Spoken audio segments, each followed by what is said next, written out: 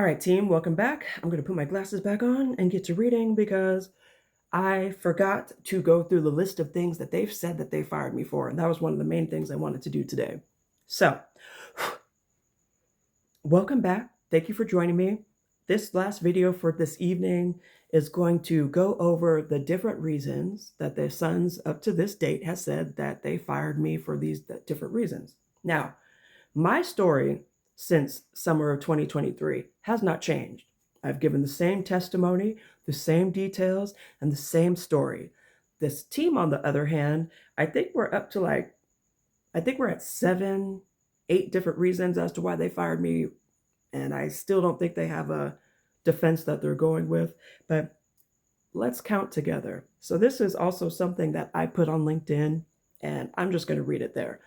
So what I put on LinkedIn about a year ago, I said, since the Phoenix Suns and Mercury have changed the story about why I was fired 5 or 6 times, honestly, I've lost count. So let's count together. To the unemployment office, the Phoenix Suns and Mercury said that they were not satisfied with my work. I don't know what that's supposed to mean, but that's what they told them. And if you've been watching my other videos, I read you the letter that the unemployment office sent me, which was basically like they said they fired you because they weren't satisfied with your work, but then couldn't really say anything else or produce anything else. So just take the unemployment, girl. So then after that, at the AG's office, when this first got started with the AG's office, the Sun said that we fired her because she didn't complete her PIP, which tomorrow I'm going to talk to you all about that. I've already done enough videos for tomorrow, so we'll start there. But the performance improvement plan that these people put me on came 2 weeks after my annual review.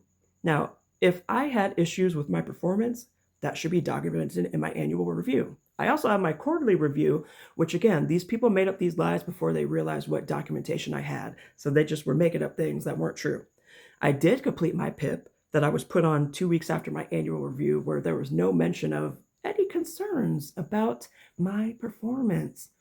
Interesting. But then the pavilion incident happened, and that is why I got put on a PIP. And then my PIP was a 30-day PIP that had over 20 items on it. Now, if you know anything about HR or performance improvement plans, it should be well documented, people's issues. Your leader should be documenting, talking to you about the issues, recapping the conversations you've had. And when it gets to the point where you have to get put on a performance improvement plan, especially if it's a 30-day one, that means you need to fix things ASAP. It should only have like 2 or 3 things that you need to work on. It shouldn't be a list of almost 25 things that no one has seen before, but also was the work of my white colleagues who hadn't done the things that they were supposed to do. And this lady had the audacity to put those things on my PIP. Because again, these bullies are so used to doing this stuff, they didn't think they'd be here. They didn't think I'd fight back. And all this stuff are the things that are haunting them right now. So they said I didn't finish the PIP, which I did, and I'll talk to you more about that tomorrow. And this work on the PIP, most of it wasn't even my work. Truly pathetic. After they told the AG's office that they fired me because I didn't complete my PIP, then they told the AZ Central, another quote by Stacy Mitch, that I was a former employee who last worked for the organization in 2023 and was terminated in less than 10 months due to repeated failures to perform her job duties. Now, see, again, these are the types of quotes that you don't put in newspapers if you can't back it up. That's called libel, slander, and defamation, Stacy. After they told that to the AZ Central, then it was said that they told someone, I think it was the newspaper again. I think it was a journalist they were talking to. And they told this person, I won't say his name, but he told me what they said. And he said, I was always engaged in employee relations, and that was not part of the scope of my role.